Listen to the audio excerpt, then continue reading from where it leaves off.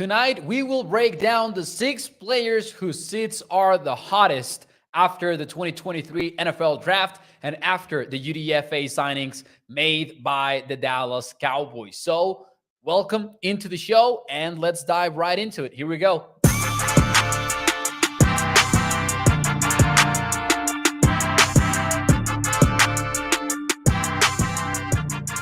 What is up, everyone, and welcome into A to Z Sports Dallas Prime Time. I am your host, Mauricio Rodriguez, streaming with you live every Sunday through Thursday night here on Dallas On Demand Sports Talk Network. With a lot more content coming your way, make sure that you check out a2csports.com/Dallas. And as we do around this time here on Prime Time, it is time to remind you that Freeman Mazda makes this show possible every single night. So we'll talk more about them and the ride of the week in a few moments here on the show. But before we do any of that, though, let's get into tonight's topic. We're going to dive into what you could call maybe the biggest losers of the NFL draft, but I would much rather call it the players who were kind of put on blast or whose seats are hottest or even hotter than they were before the draft. Because, these are plenty of players that joined the team when you think about it with the framework of a 53-man roster. You've got 8 draft picks, plus the Cowboys are being praised for landing one of the best undrafted free agent classes of the year. So you might include 1 or 2 players in there. The Cowboys have certainly not shied away from opening a spot for UDFAs over the last few years with Mike McCarthy at the wheel. I mean, just think about Peyton Hendershot. Just think about Terrence Steele. This team will not shy away from giving opportunities to UDFAs. So there might be some positions that are a little bit shaken up throughout this whole process. And tonight I want to dive into some of those. But before we do any of that, before we get into the list, let me say hi. Welcome everyone into the show. We've got Charlene, we've got Toxic Tom, we've got Joey Bella as well joining us right now. We've got Kila over at YouTube, Tommy915 saying, "Que rollo, Mo?" Let's go. Katharina, we've got Alex as well on YouTube. Thank you everyone into the show. I see that the live chat was having some TV show TV show conversation, and I saw some love for the Peaky Blinders. And I think that is a very good show. And I kind of hate myself here and there because for some reason I have not gotten through the final season. So no spoilers in the chat, please.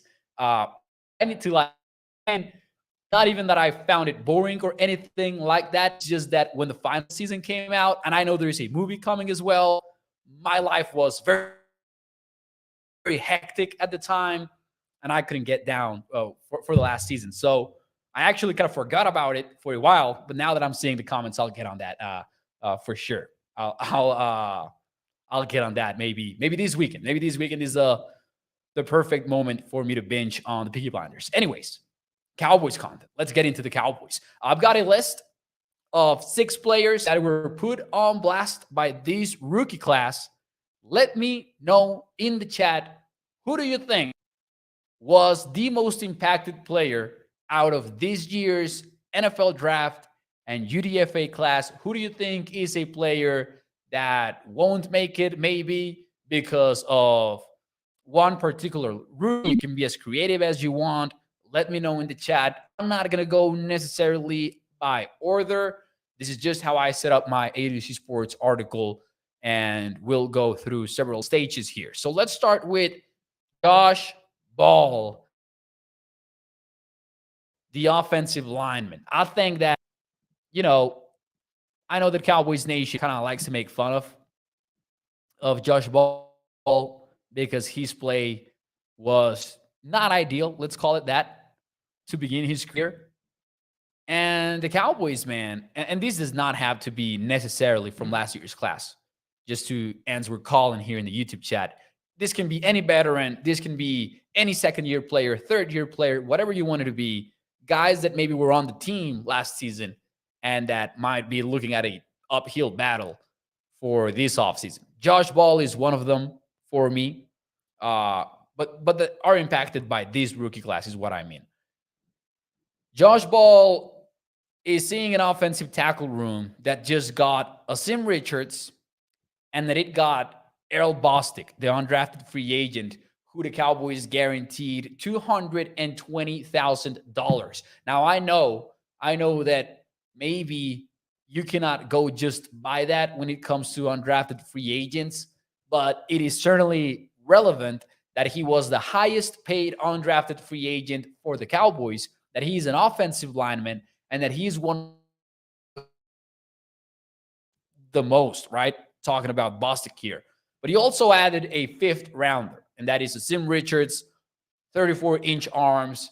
That guy can play tackle and guard, and the Cowboys believe he can play both on the left guard position and the right guard position. Like if it's needed, like they think he can play in both sides of the football. I think Richards is a lock to make the team. And I think that Errol Bostic's presence and the fact that he got 220,000 guaranteed dollars worth of love would put even Matt Waletzko maybe at risk, depending on his health and how he looks as a second-year player. So the offensive tackle room quite shaken up, in my opinion. I will say this, though. The Cowboys interestingly said that Ball could maybe get some work inside. Who knows if this is the Cowboys saying, you know what, I got to figure out if he is worth a spot, whether it is because of position flex or whether it is because we like what we see on the inside better than what we do on the outside. But this is also important. The Cowboys, different offensive line coach. So how much weight will Mike Solari bring to the table when it comes to the decision making by the team when they are making those final cuts? I think that Josh Ball is definitely in the hot seat. Let's see what you guys have to say. Brian says Ball for sure. Wish we drafted Osiris, meaning Torrance from Florida. Lance Bell says Alarcon at risk. And one, fair. Two, I wouldn't include him on this list because I'm mostly focusing on guys that were on the 53-man roster last year, which is not Isaac's case. But I agree that Isaac, is facing an uphill battle with Massa Smith in there and Jonathan Hankins in there, both maybe playing the defensive tackles, the nose tackle spot. We'll talk more about the defensive linemen in a few moments here, by the way. So yeah, I wouldn't include Isaac Alarcon just because I would focus on players that were actually on the 53-man roster last year, which is why I'm not including him. El Tino says Solari is starting with a clean slate. And I agree. I could see the Cowboys being drastic about what they do with their offensive linemen. I said it briefly, but I honestly could see the Cowboys leaving Waletzko and Ball out of the roster if they really like what they see from Richards and what they see from Bostic. I could see that because there is a new coach for the position. And as Eltina says, they might want to look for different things with their players in the trenches. Shout out to Alicia. Thank you. Saying keep up the good work. I appreciate it. Gregory says Ball would have been cut last year, not Ridgeway. Oh, should have been cut. Excuse me. Should have been cut. Let's see here. Who else we got? 6 to Midnight says, I am expecting electric from the Deuce. Deuce will be a part of this conversation tonight, by the way, so stay tuned for that. Kenny says, I owe you an apology, but I don't know why. Kenny, let us know. I don't know if you're talking to somebody else in the Facebook chat, or maybe you're telling me. I don't know. I don't know, Kenny. Give us more comment on that. But apology accepted. I'm just kidding. Thank you for being here, though. Next on the list, after Joe, man, I got to talk about the defense tackles. And I know that the overlay might not be in that particular order, but, we're improvising. I'm just kidding. Massa Smith, obviously, will shake up the defensive tackle room. but I think he's not the only one. As you guys know, William had some depth to the interior defensive lineman group because the Cowboys appear to be willing to move him. He was drafted defensive end out of Sacramento State. And now we're in a position in which the defense is a little bit too crowded. And if you go really quickly through it, you will see obviously Osa Odigizua as a top dog at the 3 technique spot. And you will obviously see Mouse Smith as the immediate starter at nose tackle. You could make some arguments about Jonathan Hankins maybe holding down the fort for a while the Cowboys get Massey acclimated to the next level. I don't think that will be the case because Will McClay himself said it, and we saw it in the video of the War Room. They look at Smith as an immediate starter. However, I do not see Hankins out of this roster. I think that the Cowboys will want to carry 2 fresh nose tackles. Even on the active roster, I could see this happening. But you still have some questions about Bohanna, who really didn't ever earn a full-time role as a nose tackle, which was probably the reason why the Cowboys drafted him in 2021. Now, Gallimore is a more complicated conversation because I'm not sure what to make out of the Gallimore stuff. He was inactive for that game. I know that, you know that. But it's also a situation in which Bohanna, I look at him as more of a natural nose tackle than I do Gallimore. And Gallimore was asked to do a little bit of everything across the Cowboys' defensive line. Does he earn a shot at proving himself as purely a 3 technique? Because I don't think the Cowboys are deep at that spot particularly. However, I include him on the list because I can see Chauncey Golston earning a spot higher on the depth chart. Chauncey Golston, former defensive end, the Cowboys more or less moved him to the defensive tackle position full time. And then they're also talking about Viliami Fehoko moving inside. And I don't think that Fehoko, a 4th round draft pick, is going to be cut from the team or anything like that. So I could see both Bohanna and Gallimore, honestly, at this point, out of the 53-man roster. Now, to be fair and to be transparent, Gallimore is in my 53-man roster projection. So there could be, I'm not saying like they don't have a shot at making the team or anything like that. These are just guys that are going to have a busy offseason. They're going to have to show up to OTAs. They're going to have to work, and they're going to have to outplay some of the young ones arriving at the team.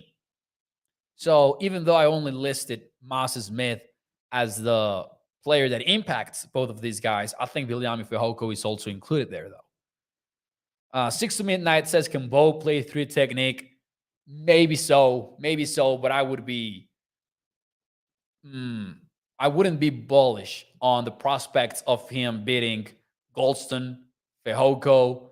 Oza is obviously the top dog at that spot, but it's going to be hard. It's going to be hard for sure for him to earn himself a role as a 3 technique. But he can do it for sure. Same as Gallimore. They too might be fighting for the final 2 spots of the roster for the interior defensive line. And it also depends on what the team does with Fehoko. Because I do know that they kind of mentioned it on one of the press conferences, or at least they alluded to it. But I'm not sure that they have reached a final decision, right? Because Fehoko was a defensive end at San Jose State. Let's see what you guys have to say in the chat, though, in the meantime. Toxic Tom says, I like Neville more than I like Bohanna. El Tino says, I think that Bohanna is safe. Gallimore, not so much. And, the fact that those comments are back-to-back really tells you a lot about the defensive tackle. And it kind of like shows that it's freaking May, right? And we talk about the Cowboys daily because we are obsessed with the Cowboys. But these players have to actually put in the work for us to know how the roster will shake up, right? Will shake out. Let's see here. Lance Bell says the tweeners going to have to out-tween those that can do multiple positions, says Lance Bell. And there's a lot of maybe not twinning, but there's a lot of versatile players on the Cowboys defense. There's a lot of them, a lot of hybrids. Let's call them hybrids because tweener, and I understand this is exactly what Lance means actually, but you don't want tweeners. You don't want tweeners on your team because they are the wannabe hybrids, right? I guess. Toxic Thompson's Bo isn't a 3. He would be below Oza, Neville, Golston, and Fehoko. And I agree with that as you heard me earlier in the show. So I wouldn't see Bo as that. Bahana is kind of one of the players that, in my opinion, was put on blast by the draft picks. But before we move on a little bit here on the show, from 1 to 10, how likely do you think Peyton Hendershot is to be on the 53-man roster? How likely is it that Peyton Hendershot makes the 53-man roster after having played in 26% more or less of the Cowboys offensive snaps? Let me know in the chat, and we will get into that in a few moments here. While you give me your answers, and before I give you mine, let me talk to you about our friends over at FreemanMazda.net. It's a family-owned business, has been so for over 65 years, so you get A-plus customer service while looking at a wide range of new and used vehicles over at their dealership at Irving, Texas, or even better, at their website over at FreemanMazda.net. In there, you can browse through that collection of cars. You can check out the features of every car, pictures of the outside and inside of the vehicle. And as we do around this time here on Prime Time, it is time for us to dive right into the Freeman Mazda Ride of the Week. In this case, it is the 2024 Mazda CX-90 3.3 Turbo Premium Plus. We were talking about hybrid defenders earlier on the show. Now it is time to talk about the hybrid plug-in electric vehicle that's got premium audio, third row seating, a sunroof, rear air conditioning, and a fuel economy of 24 miles per gallon in the city. That goes up to 28 when you are in the highway. Make sure that you check out the Freeman Mazda Ride of the Week at FreemanMazda.net. There you go. Let's see what you guys have to say about Hendershot. How likely is Hendershot to make the team? 7%. 7%. No. Why did I go with a percentage? Gilbert's a 7 from 1 to 10. 9.9999 Ziltino. 6 for Toxic Tom. Has a lot of competition, and I only see Dallas carrying 3 tight ends with a fullback. Damn it, Tom. Let me have the show. Nah, I'm just kidding. That's exactly my logic, though. Pesky Citizen goes with 9. I'm gonna go with a 6 because I do think it is more likely than not that Hendershot makes the team. But he's impacted by a lot of these rookies, man. He really is. Lance Bell went with a 6. 8 goes for double R. Colin says he's a near lock for the 53. The question is Sean McKeon. Tom and I want 5. 5 for Gregory. And by the way, I know that's not Hendershot's jersey number anymore, but damn, that's a badass picture. Anyways, back to the football content. Hendershot is in a interesting spot right now because Looks Goodmaker was added in the second round, and he is not a question of whether or not he'll make the roster. He's making the roster. The question is he starting over Jake Ferguson or not? So at maximum, more than actually, now that I think about it, Hendershot would be the number 3 tight end. If the Cowboys were about to carry 4 guys at tight end, then his spot would be pretty safe, right? Hendershot's. Because you would have maybe McKeon, Hendershot, and it doesn't matter who's number 3. They both would make the roster. I'm not sure the Cowboys carry 4 tight ends now, though. They did so for the majority of the regular season last year. But now you're adding Hunter Lipke, the running back from North Dakota State that's said to become a fullback in the NFL. And it might be redundant to carry that fourth tight end because at the end of the day, he's a pass catching player. Forget about the position tag. He's a pass catching player who can also bring it in terms of blocking. And if you look at Lipke, he's a damn good pass catcher. For sure. And in my opinion, he can play specifically the role of an H-back. He can get involved as a legitimate like tight end almost, but not necessarily in line, just set back from the line of scrimmage. You can get him involved in fullback dives. You can have him run angle routes, out routes, choice routes. I'm sorry for saying choice routes. I know Cowboys Nation does not like that nowadays. But here's where it gets like messy because maybe if you carry a fourth tight end and you're talking about 4 tight end sets, etc., how different is that from having 3 tight ends and then Hunter Lipke getting involved? Even for the active roster, like forget about the 53. You need to get the inactive players in there before game time. So I think it would be redundant, and I see this becoming a conversation of there's only going to be 3 tight ends in the roster, and Hendershot is going to be fighting Princeton Fant, the UDFA out of Tennessee, and he's going to be fighting Sean McKeon. Those are the guys fighting for the number 3 spot, and that might be the only spot available for them. So I think Hendershot does not have a safe job, but I do see him above Fant and above McKeon as of right now. However, not fully safe, in my opinion. I think he's one of the players that was put on blast too by this rookie class. Guru says Hunter is a big running back, not a fullback. We've done with James Oluwale, says Guru. I think he's gonna be a fullback, honestly. I mean, he's gonna be very versatile. Like he's not gonna be the old school version of a fullback. But you look at what the Bison did over at North Dakota State, and that was a kind of like a committee running back stuff that they had going on, but they just run a lot of power stuff. And that's where I think the projection for Lipke to become a fullback comes from. Maybe he's not going to be a very skillful running back at the next level. Otherwise, he would have been drafted way higher.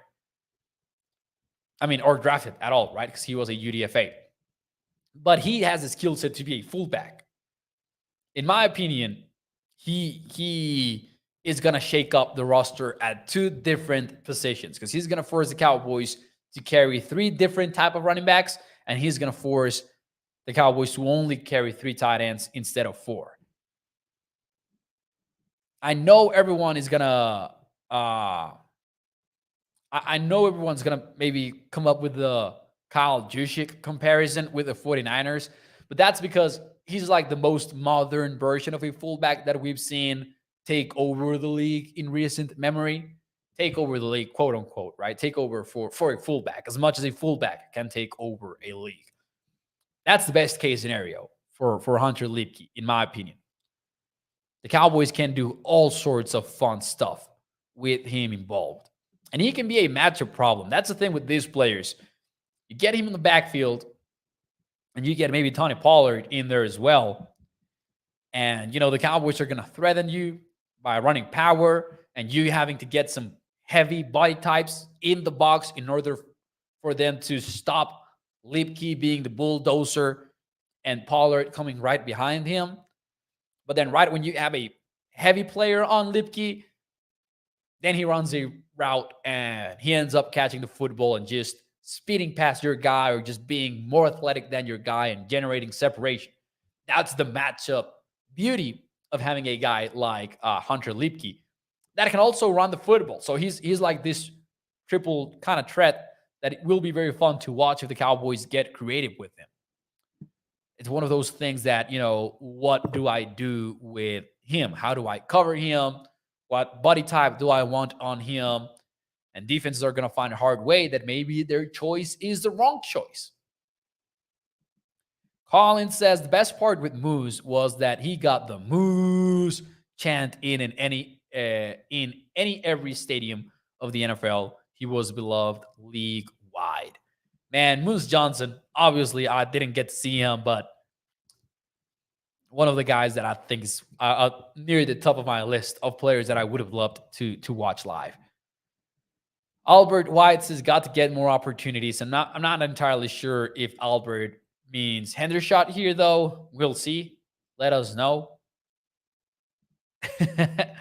Toxic Tom says, Mo, say Moose again. Nah, man, it was one time. You had to enjoy it. It's like a magic trick. You only enjoy it the first time. Second time. Anyways, let's see who else is on this list. We are what? 1, 2, 3, 4. We're 5 names in. No, 4 names in. Then we got a couple of other players to get to that are on the same tier right now. And there are more. I'm going to ask you who did I miss at the end of the show.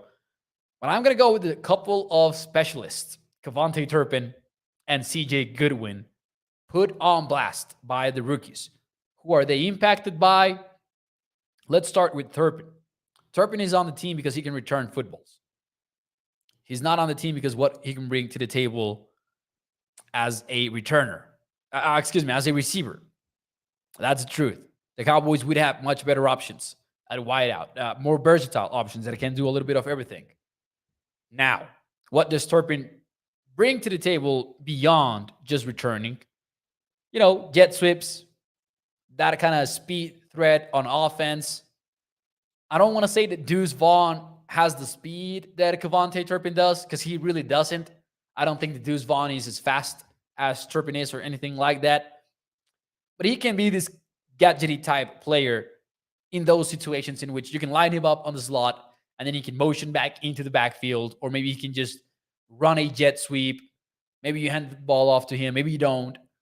Deuce Vaughn can take on that role on offense, I think. Plus, a little bit more, because he can be an actual running back for you, or at least that's what the Cowboys are betting on, even though he's got the size issues, etc. But Deuce Vaughn impacts Kevontae Turpin in that way. Now, Vaughn also returned kickoffs when he was at Kansas State. This is key. He didn't return punts. So that is a big thing going into the offseason. Can Deuce Vaughn field and return punts properly? Because if he can, and then he can also return kicks, like kickoffs, oh man, Turpin is going to be in trouble, won't he? And obviously, he's a Pro Bowl returner, etc. He's a Pro Bowl returner. And that's why I have him in my 53-man roster projection. Because if you told me, bet yes or no, is he making the team? I would say yes, talking about Turpin. But I also look at this Deuce Vaughn guy, and I look at maybe an undrafted free agent like Durden, who the Cowboys admittedly look at as a Noah Brown replacement. And then there's Jalen Moreno Cropper. Maybe he doesn't bring a lot of value to special teams, or at least he didn't in college, though. I just think that, the fact that Turpin only brings, that to the table, mainly the returns, in my opinion, puts him at risk immediately.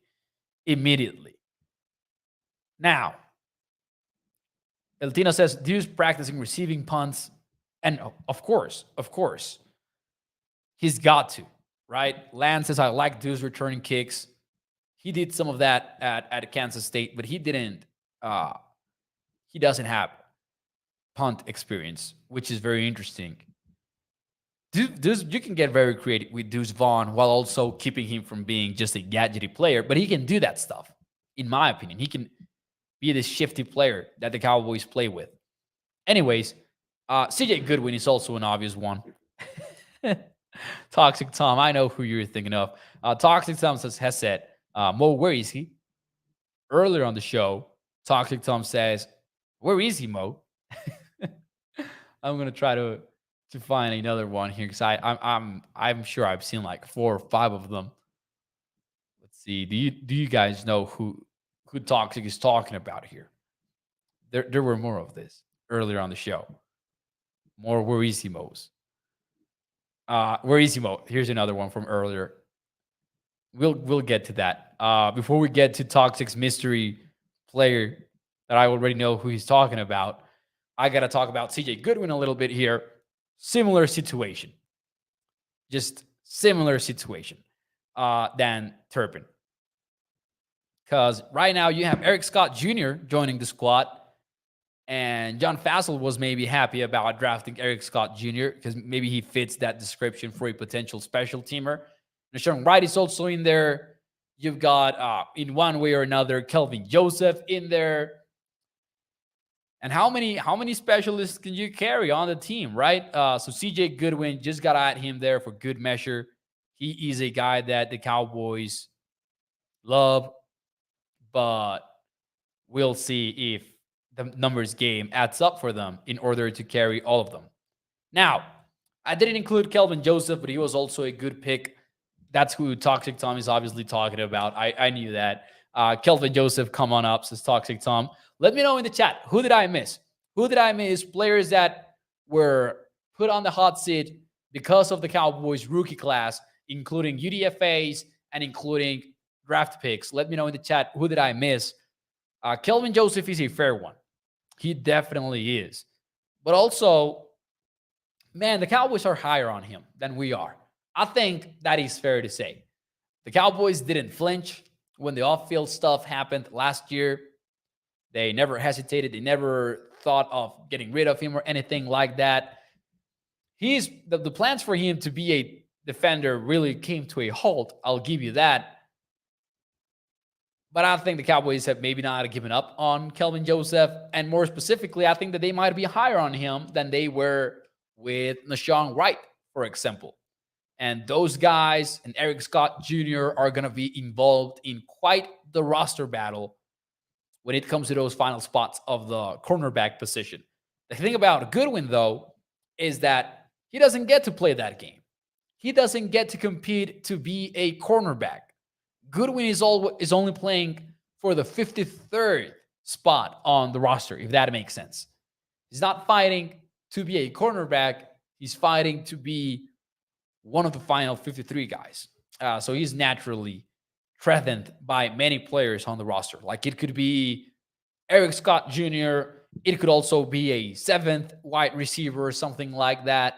So just watch out for CJ Goodwin maybe being at risk. Let's see. Goodwin always survives, says the guru. Kelvin Joseph says, Toxic Tom. Joseph got to rebuild trust, says Lance Bell. Gregory says, Mo, do you think that there is any chance that Kears doesn't make it on the 53? 0. None. Nada. I think Kears is a lock. I would look at Kears as a lock. And I know the Cowboys have a lot of safeties, but Kears is so important to the Cowboys defense. So important. So no, not at all. Do not see that happening. Unless he's suspended or he suffers like a season-ending injury, obviously. But talking about like football competition for the roster spots, no, sir. I hate that I said that because I don't believe in jinxes, but still, I hate that I said that. And I put that out there. Obviously not my intention. Colin says, Marquise Bell, how does Overshown impact him? Ooh, Colin, that is a good freaking question. Because I've wondered a lot about Overshown and what the plans are for him. And I don't know, like, I personally look at Overshown as this potential Jaron Kears type player for the future because he was a safety. He transitioned to linebacker. You guys know the story by now. And yet, even though that has been my theory since day one pre-draft when the Cowboys were linked to Overshown, I've got to say, I don't know if the Cowboys do look at him as a linebacker and period. Linebacker only. That could be it, too. Keeping it real here on the show. Jeremy Fowler from ESPN.com, who's an NFL insider, put out a Draft Boss article for every team. And he had an interesting quote in there that said, the Cowboys believe Overshown can be an all-down linebacker.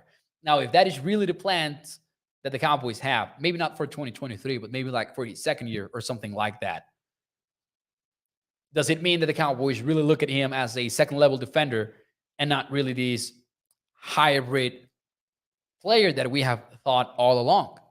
Because that's how I look at Overshown personally for the Cowboys. I look at him as a Jaron Kears 2.0 and a potential replacement for Kears that does a little bit of everything. He plays in the box. He will line up in a nickel. He will be very involved in stopping the run. Overshown has the range to do that, right? Let's see here who else we've got here. Who else is being brought up in the chat? But anyways, oh yeah, I think that Overshown could impact Marquise Bell. I wouldn't look at Bell as a roster lock. I wouldn't. But the Cowboys clearly like him, so I personally had him in my 53-man roster projection. Colin says, Nishang Wright needs to be in the conversation too. I agree.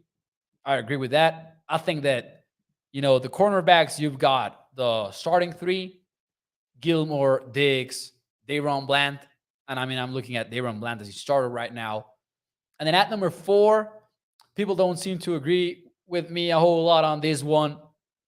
But I think Jordan Lewis is kind of a lock right now. I know he's maybe not the guy that the Cowboys wanted him to be, etc. But man, he's got NFL experience, and that's not easy. That's not easy to pass on. Plus, Bland has shown you that he can play outside. So Bland, say that, we don't want this to happen, but say that Gilmore suffers an injury. You can kick Bland outside, and you can feel pretty comfortable having Lewis as your backup nickel cornerback. So I wouldn't move on from Lewis. And I don't think that the Cowboys will. I think he's got a roster lock there. Now, the one reason why that might not be the case is the injury, because he obviously suffered a very serious injury, and he might not be the same guy. If he is not the same guy, then I can see Lewis being gone. But then that's a whole different conversation, and one that I really think we do not have enough information for right now. Toxic Tom says, Mo, one person who should have a warmer seat is Michael Gallup. Maybe for next year. I agree that Gallup does not have a long-term future secured with Dallas. I don't know about 2023, man. I think that he's a roster lock. And I look at the Cowboys wide receiver room, and I have trouble coming up with a guy that's number 3 that's not Michael Gallup, personally. Easy Mukwamo says Lance Bell. Nah, man, Easy's my guy. I think that Easy showed the NFL what he can do last year. And they had him playing nickel cornerback near the end of the season. They had him playing wide cornerback. They had him playing a little bit of everything. And he killed it. He's very versatile. He's a hybrid player as heck. And I don't say this because he was a primetime guest last year. But Easy, I think, is pretty damn good. And the Cowboys are not moving on from him at all. Anyways, ladies and gentlemen, we do have the one cool thing of the week. Let me know in the chat, what is your one cool thing of the week? For those of you who are new to the show, this is our random segment every Tuesday night, and we all share something personal, professional, sports related, non-sports related, whatever you want it to be. What is your one cool thing of the week? Hit me up with it in the chat. I'll give you mine, and it's an easy one to come up with, by the way. Some of you might know this if you've been watching Primetime for a while, but I'm in Chihuahua, Mexico, and there's a professional football league in Mexico. And I've been covering the Caudillos of Chihuahua, which translate to the Warlords, since 2020 when they were founded. They are currently undefeated, 9-0, about to play the regular season finale on Saturday night to get to 10-0. I've been, previous seasons I did play-by-play for them. Right now I'm being the PA announcer on the stadium. I'm the voice of the stadium. It's been pretty fun. They have nothing to fight for. They've got the number 1 seed, home field advantage. They will host the semifinal, whatever happens. But they want to go to get that undefeated mark, 10-0. I'm very excited about that. That's my one cool thing of the week. And also for all my Hispanic friends, Caballo Dorado is the halftime show. So I'm pretty damn excited about dancing to Caballo Dorado. If you guys do not know what Caballo Dorado is, man, I don't want to feed any sorts of stereotypes or anything like that. But Caballo Dorado and Payaso de Rodeo are like classic music in Mexican quinceañeras, etc. Maybe you should look it up. Payaso del Rodeo. That's how you would type it into Google, I think. Let's see your one cool things of the week. Katharina says, NFL schedule comes out most definitely. That is the one cool thing for Katharina. I wanted to say something last night. I didn't about the NFL schedule hype. Many people hate on it, but bro, it is very understandable. Sure, we know who the opponents are previously, but we know that since like January or something like that. So we don't get the excitement, right? Because right after the season ends, you already know who you're playing for next year. But at that moment in time, you don't care about it. Now, MLB does 182 games. You're not going to get hyped about the schedule release. NBA, similar conversation. The NFL, it's 17 games, and 6 of those are yearly.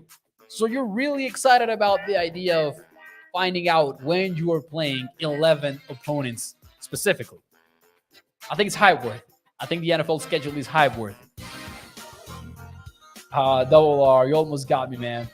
Lance Bell says Lakers 3-1 over the Golden State Warriors. That is his one cool thing of the week. All enjoy Bella says Mauricio. One cool thing is that it is my mother's birthday today. She turned 56 years young. May God bless her with many more. Hey, happy birthday to Joy Bella's mom. That is awesome. 56 years young. I love that. Kendrick says, how can I watch it? If you mean the Mexican Sports League, the LFA, just like that, LFA football, I guess, and it's gonna show up. And they live stream the games on YouTube, so you can find it there pretty easily. And my team is the Caudillos. El Tina says, Mo is a Pat Summerdale of Mexican football. Man, not really, but maybe one day we could be that. Gilbert says, my grandson, Magic Man, is in Austin, Texas for the state track meet. That's his one cool thing. Colin says, 200 skydive last weekend. Oh, damn, 200 skydive? Colin, that's awesome. Toxic says he's headed to Camden Yards to see the O's on Friday. I don't get it. That this is the one cool thing segment, though. Anyways, ladies and gentlemen, thank you for joining me on this fine Tuesday night. As always, I will see you on Wednesday night. Prime time brought to you by our friends over at freemanmazda.net. Nos vemos el día de mañana, 8 de la noche. Bye bye.